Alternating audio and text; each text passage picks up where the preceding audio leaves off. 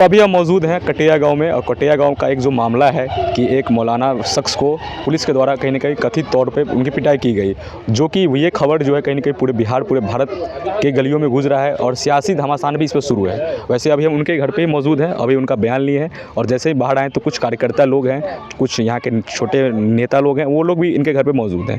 ये लोग क्या कहते हैं जानते हैं। और पूरी बात करें तो कल 3 फरवरी को तेजस्वी यादव भी यहाँ पर आए थे, जो कि कहीं ना कहीं बहुत ही ज़्यादा ये मामला चर्चाओं में है। आइए पहले इनसे सारी बात करते हैं। क्या हुआ था, क्या क्या हुआ था उस रोज़ जिस रोज़ इनको पीटा गया, कुछ बताइए।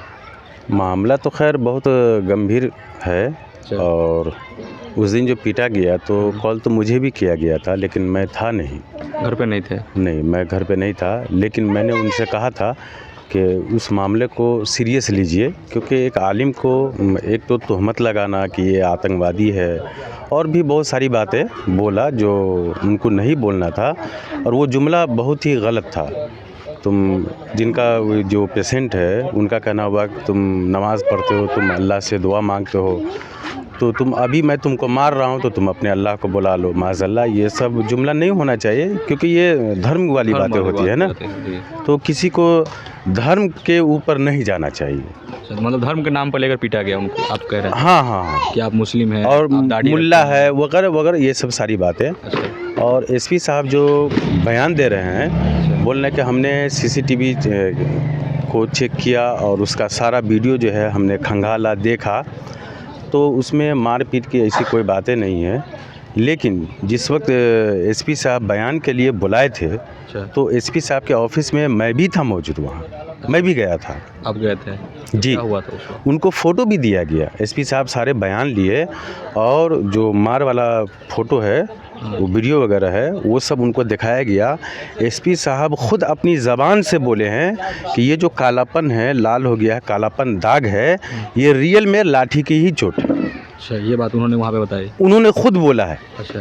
अगर ये बात नहीं बोले हैं तो वहाँ जो इंटरव्यू हुआ है, इनसे जो लिया गया है, वो खुद उस वक्त की वीडियो वो निकाल करके दिखाए हम लोगों को। वो खुद बोले हैं कि रियल में ये मार के ही कालापन ये दाग है। और अब वो बोल रहे हैं कि वहाँ मारने का कोई वीडियो नहीं है, सीसीटीवी हमने चेक किया है, खंगाला है। तो मैं ये पूछता हूँ कि हर थाने में या कहीं भी जब किसी को मारने का हुक्म दिया जाता है, ऑर्डर दिया जाता है, तो क्या वो सीसीटीवी कैमरा के सामने में मारा जाता है? मैं उनसे सवाल करता हूं कि क्या सीसीटीवी कैमरा के सामने में मारा जाता है?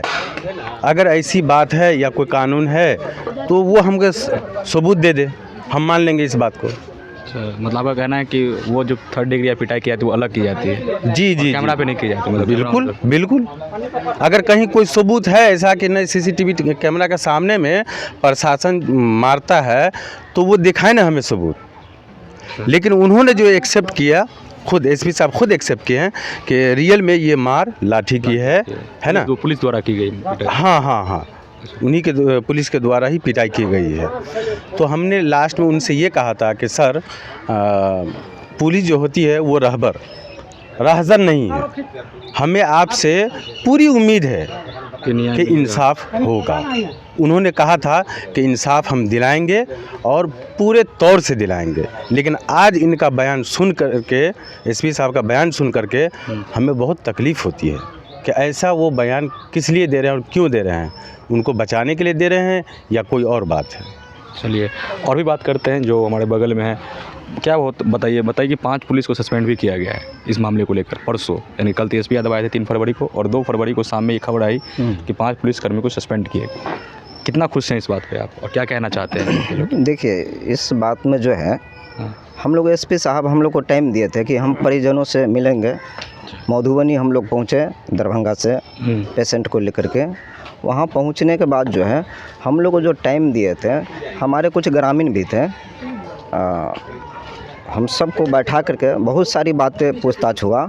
उसमें जो है एसपी साहब रखे बात को कि हम जो है जांच जो है आपको अच्छा करके देंगे, जो जैनून है वो करेंगे, इसमें कहीं भी गुंजाइश नहीं है कि जांच में हम कतई बर्दाश्त नहीं करेंगे, फुटेज निकालेंगे, सारी चीज़ करेंगे। अभी उस टाइम में जो है हम लोग फ़ोटो भी दिए थे, सर को ये भी कहे थे कि इनका पीछे जो है खोल करके भी आप देख लीजिए, कल उठ करके आप ये ऐसा नहीं कहें कि यह फ़ोटो किसी और का है और ये निशान किसी और का है। मतलब लेकिन सत्यापन कर लीजिए। जी, तो सर कहे नहीं, फ़ोटो भी इन्हीं का है, दाग भी इन्हीं का है, और लाठी से मारा गया है इनको। यह सब सारी चीज़ रखे, और सबसे ज़्यादा वहाँ पर जो डीएसपी थे थाना में, वो मारे हैं। हमारा या जो व्यक्ति को मारा गया उनका कहना है कि ये मारे हैं सबसे ज़्यादा, और इनके इशारे से जो भी और स्टाफ है वो सब मारे हैं। अभिषेक का भी नाम है, अभिषेक को बचा लिया गया है, और कितने पुलिस स्टाफ है उसमें उस सबको भी बचा लिया है। उन लोगों को सस्पेंड नहीं किया? उस सबको सस्पेंड नहीं किया है। जो जैनुन था, एक यहाँ का चौकीदार है बेनीपट्टी का, वो कौन चौकीदार है उनका भी नाम जहाँ तक है कि ये भी मारे हैं। लेकिन देखिए, जो बयान सर दिए हैं उससे हम लोग खुश नहीं हैं, इसलिए कि कहीं भी किसी भी थाना में सीसीटीवी कैमरा के सामने नहीं मारा जाता है। मतलब उनको लिए अलग मतलब व्यवस्था रहता है? हाँ, बाद साइड में वो लोग एक रूम रखते हैं, लेनी देनी की भी जो मामला करते हैं हम लोग हर थाना में देखते हैं, चौकीदार सबका जो बैठने का रहता है उधर जा कर के लेते देते हैं। पैसा भी जो दिया गया है, जिस रूम में दिया गया है उसमें एक ड्रॉ है, उसमें कहा खोलिए इसमें रख दीजिए। अच्छा। यह ड्रॉ जो है हम लोग साबित करेंगे, हम लोग जिससे वो पैसा दिया गया है जिनके हाथ से, वो जा कर के वो ड्रॉ खोल करके बताएगा कि इसमें पैसा रखने के लिए का है।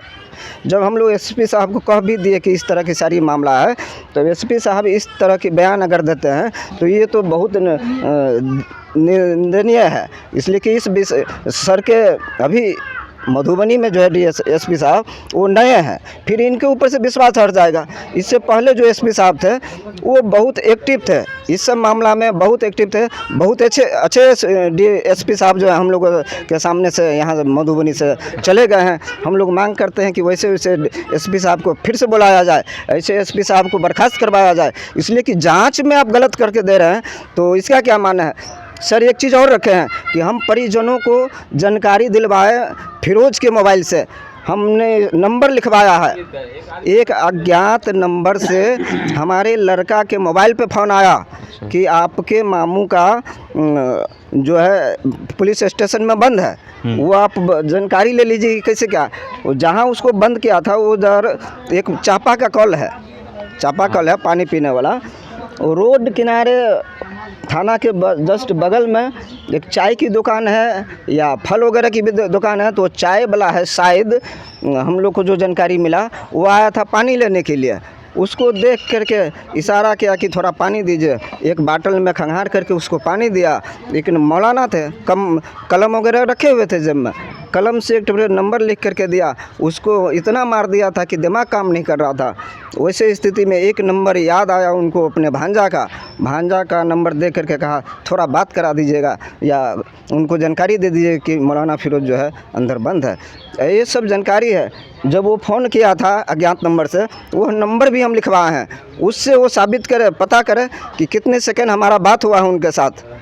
और मौलाना फिरोज की जहाँ तक बात करते हैं तो हम 50 कॉल किए हुए हैं, हम जो 50 कॉल किए हैं इसका कहीं से रिप्लाई नहीं है। शाम के टाइम में सिर्फ इतना बात करा कि तुम बोलो हम थाना में बंद है। इसके अलावा जब फ़ोन काट दिए हैं, हम बड़ा बाबू को तुरंत फ़ोन किए हैं, ये हमारे पास रिकॉर्डिंग भी है बड़ा बाबू से जो बात हुआ। हम पूछे बड़ा बाबू को कि सर फिरोज से जो अभी बात हुआ है आपके थाना से, उसी के नंबर से सिर्फ इतना कहा गया है कि ये अंदर बंद है, तो क्या हमको पूरी जानकारी तो मिलनी चाहिए किस लिए बंद है, क्या हुआ।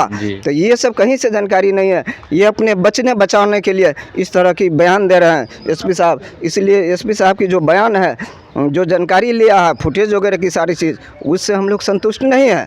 आगे की कार्रवाई के लिए हम लोग सक्षम हैं, एसपी साहब को झेलना पड़ेगा इसके लिए।